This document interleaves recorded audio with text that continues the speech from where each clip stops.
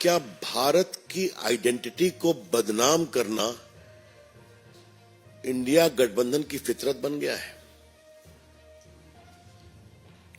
क्या भारतीय आस्था को अपमानित करना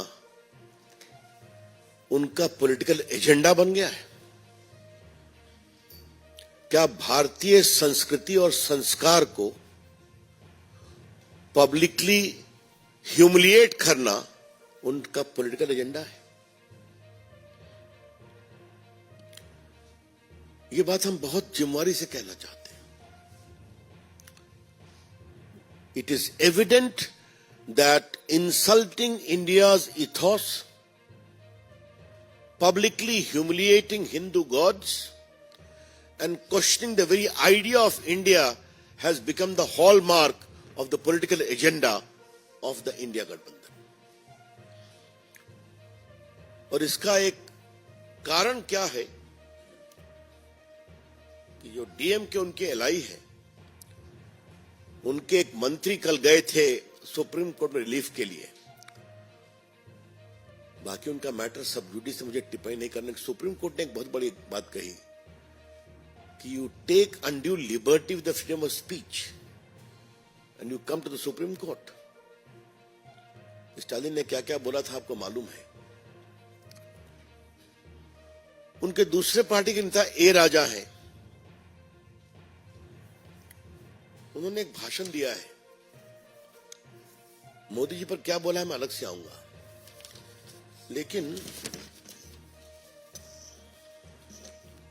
वो जो बात कहना चाह रहे हैं, India is not a nation, understand this well, India is never a nation, one nation means one language, one tradition, one culture, then only it is nation. India is not a nation but a सब continent.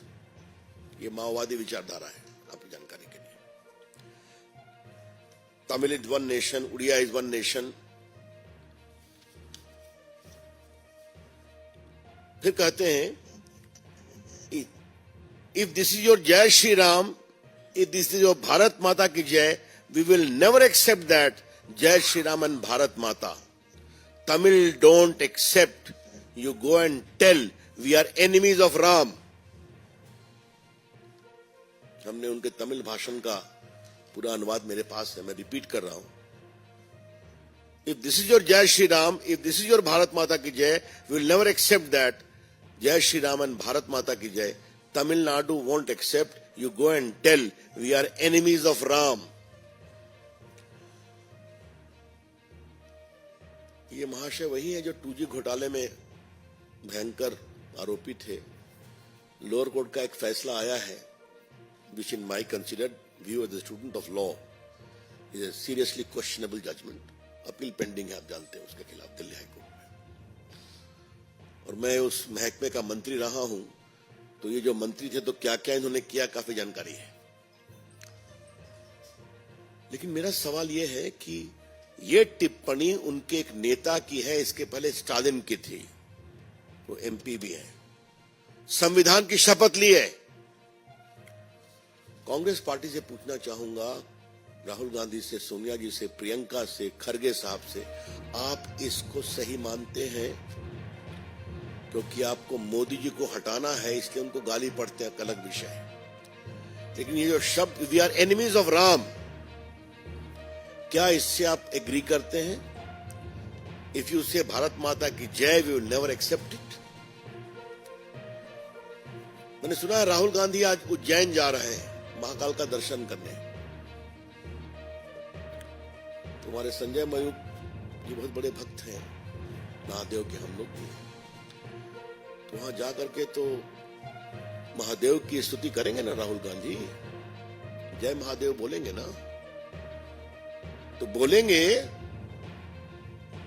तो इसको कैसे accept करते हैं? Congress party के लोग दिखावे के लिए जाते हैं मंदिर में, और भारतीय आस्था, भारतीय ईश्वर की पद्धति, हमारे संस्कार, इन सबों का अपमान करते हैं या खामोश रहते हैं। यह है बड़ा सवाल। इसलिए ये इंडिया गठबंधन या तो भारत के आस्था, संस्कार, संस्कृति, सनातन के अपमान पर चुप रहता है, मौन स्वीकृति, या बोलने की हिम्मत नहीं कर पाता क्योंकि चुनाव जीतना जरूरी है। तो क्या कांग्रेस पार्टी और उनके सहयोगी किसी हद तक जाएंगे? और एक बड़ा संवैधानिक सवाल मैं उठाना चाह रहा हूं। तो संविधान की बहुत दुआई देते हैं। संविधान में लिखा हुआ है India that is Bharat. Bharat को एक संवैधानिक एकता संविधान में दी गई है और जितने भारत के स्टेट्स हैं उनका नाम उसमें है, जितने भारत की भाषा है उनको विशेष दर्जा दिया गया है। तो यही तो विविधता में एकता का मूर्त रूप संविधान में है। क्या समझेंगे ये लोग? कितना समझेंगे? दूसरा सवाल मुझे करना है और ये बात मैं बहुत गंभीरता से करना चाह रहा हूं। जिस तरह का डीएम का वक्तव्य आया है, यू विल नेवर एक्सेप्ट जय Shri Ram and Bharat Mata, Tamil Nadu won't accept, you go and tell we are enemies of Ram. तो क्या डीएमके को किसी दूसरे पंथ के ईश्वर के बारे में ऐसा बोलने का अधिकार है? ऐसा वो बोल पाएंगे क्या? Will DMK use this kind of derogatory comment against the gods of other faith? हम सभी फेथ का सम्मान करते हैं और यही तो भारत का संस्कार है। ऋग्वेद में एकम सदविप्रा बहुधा वदन्ति, सत्य एक है, उसके जाने के मार्ग अलग अलग है। तुम अपने मार्ग से जाओ, मैं अपने मार्ग से जाऊंगा, क्योंकि ये सभी एक ही पद पर मिलते हैं जहां मैं परम सत्य, यही है ना। तो फिर पूछ रहा हूं डीएमके से और इंडिया गठबंधन के सहयोगियों से, राम को दुश्मन बताना, क्षमा करें ये शब्द मेरे नहीं है, तो क्या आपकी हिम्मत है कि अन्य पंथों के ईश्वर के बारे में इस तरह की आप अपमानजनक टिप्पणी कर सकते हैं और आपको करने दिया जाएगा? कृपया करके हिंदू सेंटिमेंट को इस तरह से अपमानित नहीं करें, हिंदू आस्था को इस तरह से लज्जित नहीं करें, ये हम कहना चाहेंगे।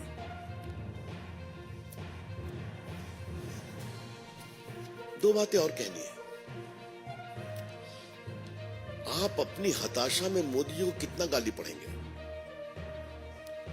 हर बार पीटते हैं फिर भी नहीं सुधरते। 14 में पिटे, 19 में पिटे, अब की बार सुपड़ा साफ होने की स्थिति बन रही है, फिर भी क्या क्या मैंने ऐसे शब्दों का प्रयोग मोदी जी के बारे में किया गया है। वो जो बीबीसी का एक क्या था, मुस्लिम्स वर स्लॉटर्ड इन ग्रुप्स, जबकि भारत के सुप्रीम कोर्ट ने सबको गलत पाया, उसी को रिपीट किया जा रहा है। और मोदी जी के बारे में क्या क्या शब्दों का प्रयोग किया गया, हम इसकी पूरी भर्त्सना करते हैं। मैं अपने क्षेत्र से कल रात में ही आया तो लगा कुछ टिप्पणी लालू प्रसाद में भी करना चाहिए। कुछ मैंने पटना में की थी, आज इच्छा है करने की, थोड़ा विस्तार से पार्टी के राष्ट्रीय मंच पर। लालू जी, आपने कहा कि मोदी जी को कोई संतान नहीं है और मोदी जी हिंदू नहीं है, और जब वो कह रहे थे तो अपने पूरे परिवार को मंच पर बैठा करके दिखावा कर रहे थे, याद है ना आपको? उनकी पार्टी के मंच पर कौन बैठता है उनका विषय है, लेकिन दोनों बेटा का हाथ पकड़ के पंचायती दिखा रहे थे। तो लालू जी, आप राम मनोहर लोहिया की बात करते हैं, कर्पूरी ठाकुर जी की बात करते हैं, यही सीखा है आपने, यही सीखा है आपने कि मेरा सामाजिक न्याय मेरे परिवार का सम्मान है, बस। इस सामाजिक न्याय से ढकोसला कुछ हो नहीं सकता। और लालू जी, आपको किसने अधिकार दिया कि आप सर्टिफिकेट दें हिंदू कौन है कौन नहीं है? तो आपसे पूछ रहा हूं, हिम्मत तो आपको हुई नहीं प्रभु राम का दर्शन करने के निमंत्रण के बावजूद। तो आज जो डीएमके ने कहा है कि राम इज एन एनिमी, क्या कहना है आपका लालू जी? जवाब दीजिए इसका। ये सवाल उन पर भी लागू होता है। और इन सभी टिप्पणियों की हम बहुत भर्त्सना करते हैं। मित्रों, मुझे एक अंतिम बात कहनी है इसमें। जिस तरह से मोदी का परिवार ये मुहिम देश में चल पड़ी है, इसकी लोकप्रियता देख करके हम सभी भावुक हैं। कहां से, और सही भी है, जिसका कोई नहीं उसके नरेंद्र मोदी है, ये काम करके दिखाया उन्होंने। कल मैं अपने क्षेत्र में बहुत लाभार्थियों के बीच में घूम रहा था, उनके भाव को मैंने देखा है और बाकी जगह भी देखते हैं। तो मित्रों, ये तो बन गया, लेकिन टीएमसी के एक विधायक है रामेंद्र सिंह राय, वो तो कमाल की बात किए हैं। एक विधायक का हमको नोटिस नहीं लेना था, लेकिन क्या कहा है, मंदिर में तो भगवान की प्राण प्रतिष्ठा ब्राह्मण करते हैं, इमाम करते हैं, तो नरेंद्र मोदी ने कैसे कर दिया प्राण प्रतिष्ठा? ये कौन सी सोच है? जिस सनातन में माता सबरी को स्थान मिलता है, जिस सनातन में निषाद राजा को सम्मान मिलता है, जिस सनातन में संत रविदास को एक बड़ा संत कहते हैं, ये क्या कह रहे हैं कि नरेंद्र मोदी ब्राह्मण नहीं है तो कुछ जाने का अधिकार नहीं है? ये बहुत ही कुत्सित सोच है। ममता जी, आप खामोश क्यों हैं? आपने कुछ बोलबेन की कि खाली काली मंदिर में जाकर दर्शन करेंगे ममता जी? हम इसकी बहुत भर्त्सना करते हैं। इसलिए ये जो टिप्पणी की गई है, वो देश के गरीबों का अपमान है, देश के पिछड़ों अति पिछड़ों का अपमान है। कोई पिछड़ा मंदिर में प्राण प्रतिष्ठा नहीं कर सकता। ये सोच है सामंतवादी सोच इन लोगों की, और हमें टिप्पणी करते हैं। बस मित्रों, मुझे अपनी ओर से इतना ही कहना था। If any questions I am available. Himanshu, देखिए, मैंने राहुल गांधी के बारे में हमेशा कई बार कहा है कि वो नॉन सीरियस पॉलिटिशियन है। वो क्या बोलते हैं, कितना बोलते हैं, तो छोड़ दीजिए। देश ने उनको गंभीरता से लेना बंद कर दिया है, ठीक है? हाँ, जहां तक चुनाव आयोग का सवाल है, चुनाव आयोग की आशंका सही है। वहां पर क्या हुआ, अभी सोनाखाली में हम लोगों ने देखा, पुलिस ने किस तरह से इनएक्शन किया। हाईकोर्ट का निर्देश हुआ तो इंटरवेंशन हुआ। आपने देखा होगा ग्राम पंचायत के चुनाव में किस तरह लोग बूथ कैप्चर करते थे, टीवी पर आप लोगों ने दिखाया। इसलिए हम चाहते हैं ईमानदार चुनाव हो, और ईमानदार चुनाव होंगे तो इस बार बंगाल के नतीजे बहुत ही आशाजनक होंगे। एंड राजा साहब, सुन लीजिए आप, इस बार तमिलनाडु के चुनाव का रिजल्ट बहुत आशाजनक होगा। DMK, please listen. ऐसा है कि थोड़ा अपने पिताजी के गवर्नेंस पर क्यों नहीं बोलते हैं? ये सवाल उठता है ना। पिताजी की विरासत के बैठे हुए हैं ना, तो जब भी वो पिताजी के गवर्नेंस रिकॉर्ड की बात आएगी तो चारा घोटाले की बात आएगी, अलकतरा घोटाले की बात आएगी, उसमें सजा की बात आएगी।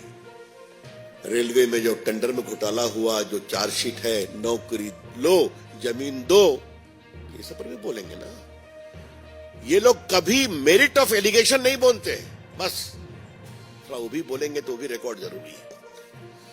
और लालू जी अगर अपनी पार्टी के नेता हैं और एक पब्लिक मीटिंग में राहुल गांधी और खड़गे के सामने इस तरह का अपमानजनक शब्द कहेंगे तो जवाब दिया जाएगा। अब वो क्या करते हैं, हम तो कुछ नहीं कहेंगे, उनका हाल ही है, बार बार हारते हैं। और ये तो शुरू हुआ है मौत का सौदागर से, फिर भी नहीं सुधरते, क्योंकि मोदी जी इतना गुस्सा है, खींच है, उसमें कुछ भी बोलते रहते हैं।